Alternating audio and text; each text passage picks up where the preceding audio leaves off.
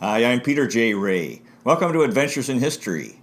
Today's topic is Comedic Pedro, 1963. You can see the shirt I'm wearing, Snoopy on his doghouse. During the 1960s, the comic strip Peanuts was growing in popularity.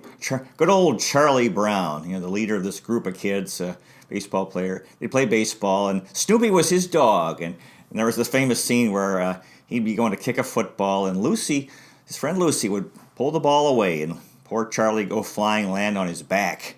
And there was Linus, the piano player, and Lucy was kind of difficult, and she was at her psychiatry business. And then Snoopy, Charlie's dog, lying on his back on top of the doghouse.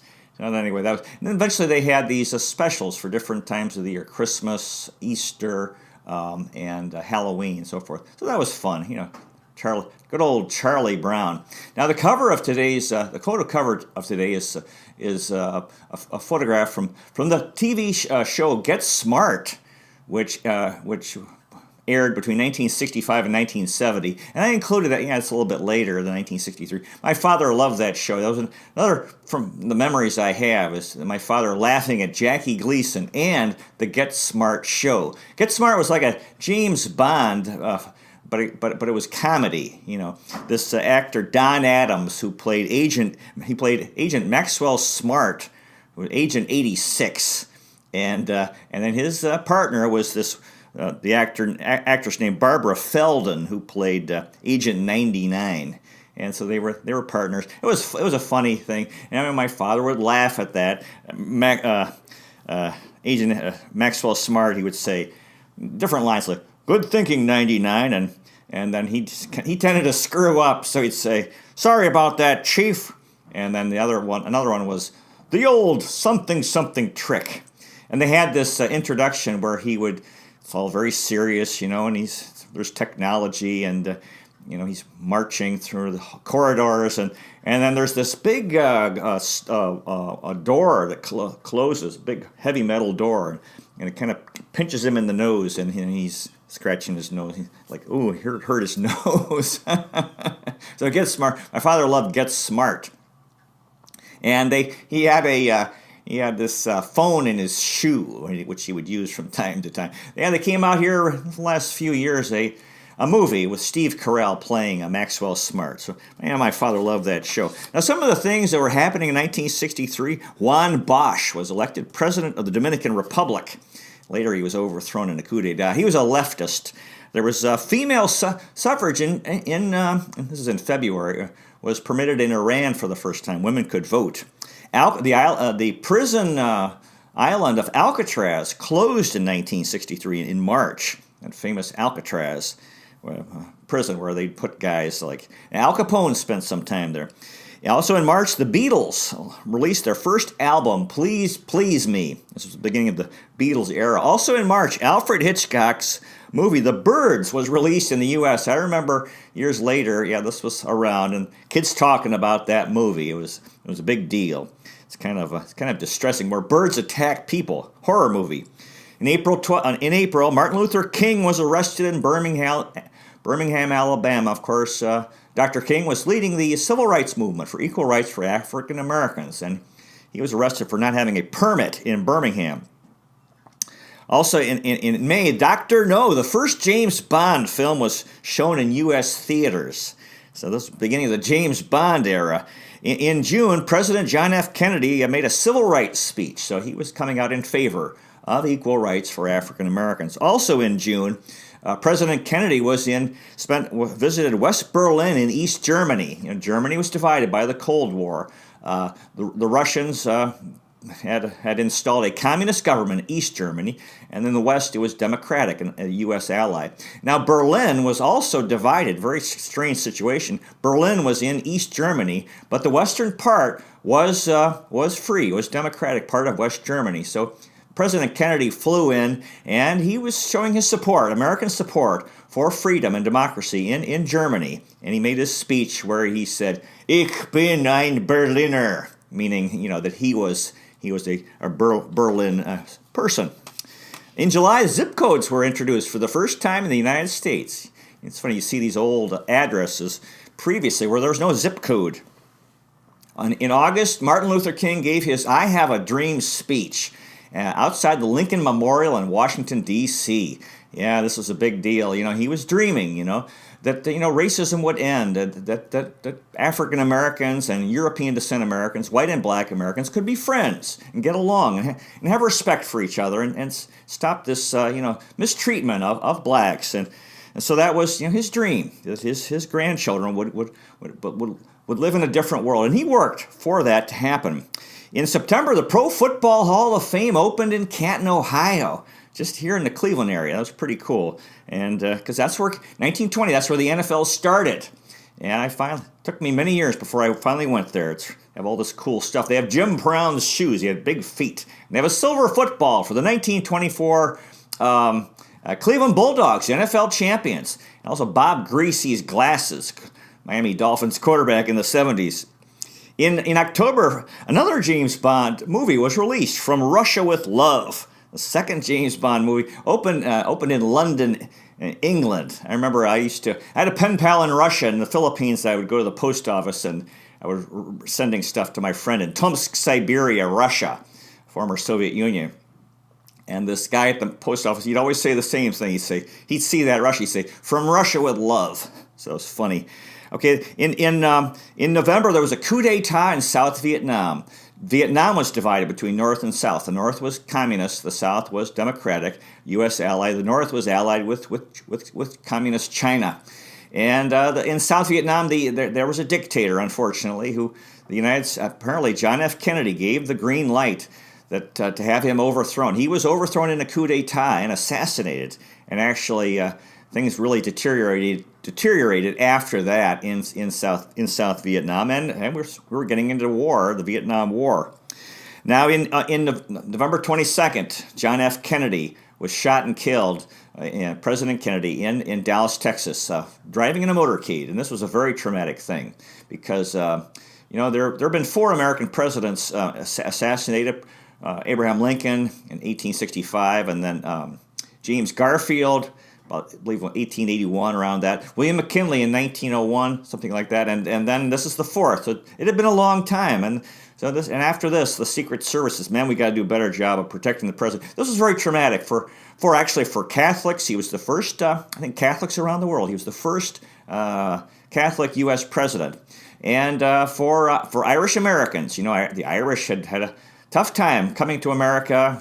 They were poor, and they were mistreated here, and he was Irish, so they were very proud. So this was very tough, very hard for everybody. I know I do not remember this. I was 3.5 years old, and but I've heard. But they said that in the schools they sent the kids home from school, and because people were all upset. It was on. People were watching it on TV, the coverage, and of course Walter Cronkite had to announced his death and he was overwhelmed with emotion.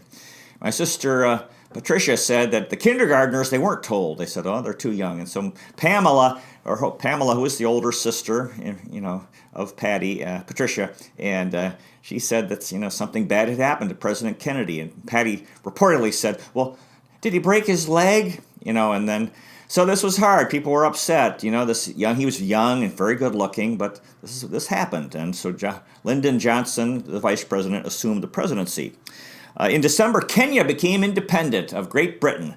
Throughout the 60s, African countries were becoming independent. And this was the homeland of former President Barack Obama's father.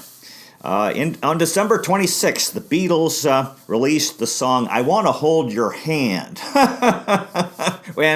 which became a very big hit. And this was the beginning of Beatlemania, people of their tremendous fame.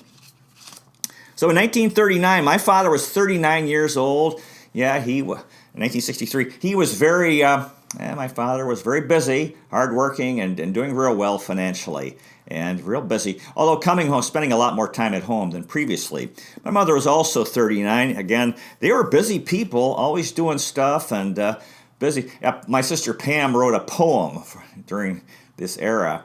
In school for my mother. It was something like about her mom. Mom's so busy with everything, busy with the PTA, busy with the house, busy with so many things. And you great big mouse. So she was, yeah, they used to have this, they were both strong-willed people, my mother and my sister Pamela, and that was part of my childhood. Mark, yeah, so, my parents were busy people. And of course, my mom had 4 kids to raise and to take care of the kids and take care of that house, keep the house clean. Plus, she was doing service work in the Parent-Teacher Association. Very busy people and very, very good people, my mother and father. Now, Mark, my brother Mark, was in grade 4. I think I was wrong in a previous video. And he won the spelling bee. Yeah, Mark was a good student. I'm sure he played sports in the park nearby. We could play football over there, Rocky River Park, just across the street with his friends. And could play baseball as well. He got into baseball. Mark was a pretty good baseball player, actually. He was a pitcher. Yeah, a lot better than me. And he played some tennis, I know, years later. And then Pamela was in grade 3, a year behind, although they were born in 2 years apart, but it was more like a year and a half. She was in grade 3, yeah, they were rivals. Pam, I'm sure, had her friends down the street, this girl from the Whites family, Margot Whites. They were friends, although Margot was a little bit younger. And so, yeah, they were walking to school. Real nice walk. Pam was in grade 3. Patricia was in kindergarten. I think I was wrong about this before. Well, at least in the early part of 1963, which half days over at Kensington. Now, I was 3 years old, but so I was still at home. And I remember, I was getting older. 3, you're a little bit more better at walking. You don't have to worry so much about them falling downstairs. 3 years old. I remember finding books in the home and opening books and maybe I was a little bit older, but you open a book and you see these strange symbols and you think, and you can't read, so it's all very mysterious. And my father, again, we were going to Indian Rocks Beach, I believe, and during this era for Easter vacation. Schools would let out. We go down there because by Easter people are tired of winter. It's still pretty cold in March and moving into April. And Mrs. Diamond, who was our babysitter, she'd come and take care of us. Yeah, and we have a photograph where she gave me a stuffed elephant, and which I called an elephant. But people kept correcting me, Peter, it's elephant, not. And I kept saying, because I was a joker, so I called it my elephant. And so Mrs. Vogler would come. Yeah, she loved me. She didn't have children. She was an older woman, and she was really a wonderful person. Coming when my parents would be maybe out for the night, and or so, she'd come take care of us kids. Now Christmas, we'd have these. Remember, Christmas was wonderful. We'd have we had a fireplace, and my mom would hang stockings. It was real cool. Stockings by the fireplace. We'd have fires. And it was, and then my mom put the sofas by the fireplace. It was real cozy, sitting there by the fire. We used to play Monopoly around Christmas time. Yeah, and when you're a little kid, Christmas is a big deal. Yeah, I remember during this era. Yeah, I used to. I don't know if I mentioned this before, but when you're a little kid, I remember that. Christmas is gift giving. Actually, I stopped. I haven't given anybody gifts for a long time, but.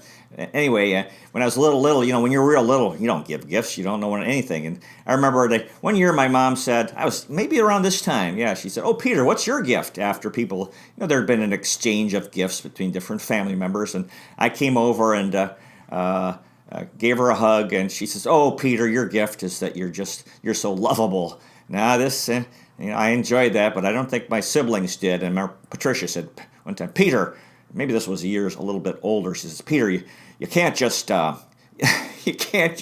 smile and hug people. You got to give them gifts." So the next year, I didn't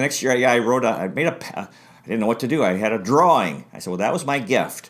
And my mom said, "Oh, I think my siblings probably didn't like this. Anything I could do, I was so, I was the baby of the family. I was really loved, and I made a drawing, and Patricia said, "Oh, Peter, you can't. You got to buy a gift. You got to go to the store." So she was teaching me stuff about reality, So anyway, and my parents during this, they would have parties. Sometimes they'd go out to parties on Friday night, or their cocktail parties. Sometimes they'd have them in our home. And I remember around this era, being real little, being still awake before I went to bed, and these adults, you look up and the adults are so big, they're like giants, and and they're talking and looking at you, and they pat you on the head, and they're laughing, saying something, and you don't have no idea what's going on. So and so I remember that, yeah. And then the thing is, my mom would have these parties, and the thing I used to enjoy was like Saturday morning. It's a Friday night party. I'd go out, and we had this wooden bowl. It was in the shape of a leaf, and it was divided into like 4 parts. And my mom would put different things like peanuts, these.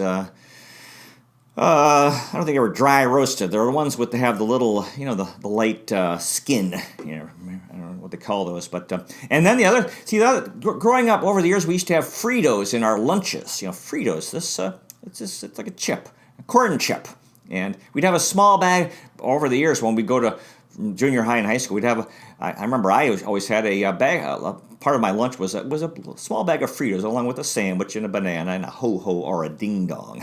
And but at these parties my mom would have, she'd have large Fritos. Anyway, I'd wake up in the morning and she'd leave those out overnight. There'd be this bowl with the peanuts and the Fritos, and I enjoyed, eating some of those peanuts and those large Fritos. It was kind of a thrill for a little kid. So anyway, let's see here. We got everything done here. Now another thing that was very important. Our next door neighbors were the Diamonds, and Mr. and Mrs. Diamond, and he had his own company. And they were elderly when we moved in, and they had one child who had died in the Second World War, named Harold. And in the early 60s, Mrs. Diamond was dying of cancer, and she was in a hospital bed downstairs. And I guess she used to see me outside playing, and my mom was a very kind person. She was friends with our neighbor, and this poor woman is dying, and then this woman, she said that I reminded her of her son Harold, and so my mom would bring me over. I remember standing by her bed, and she enjoyed looking at me. She gave me a porcelain collie dog, which I kept for many years. I think it's gone now, but in my boyhood room there in Beechcliff and then Avalon Drive, and this nice collie dog. And anyway, she'd like me to come home. My mom would bring me over to stand by her, and so she could enjoy this cute little boy.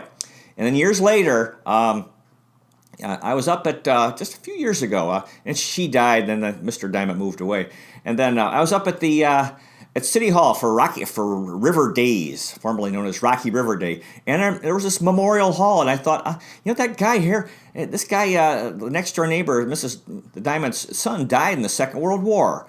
I'm not sure if it was Europe or in the Pacific. So, and I knew there was this memorial hall. I think they got names of the people who've died, young men or who've died in war. So I went over there, and there is this big wooden plaque, and I saw his name, Harold Diamond.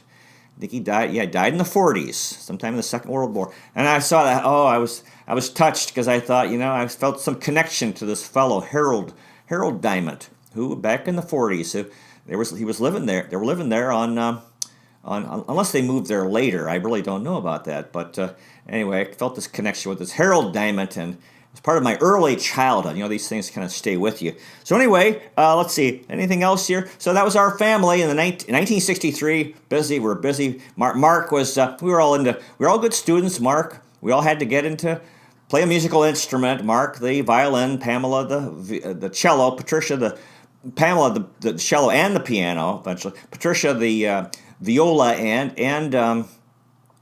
piano, and I played the trombone and drum. Although I kind of rebelled. I was supposed to play the bass, which was the only other stringed instrument, which was different from the others, since they all picked a different one. And so, we got good students. We were the perfect family, because my parents were good people and service-oriented, and we were all good students. Didn't give our teachers trouble. And so, the 1963. Yeah, it was tough losing John F. Kennedy, but a very, very tragic thing. So anyway, I think we're done. So thank you so much for watching. I really appreciate it. God bless you. Take care, and I'll see you next time.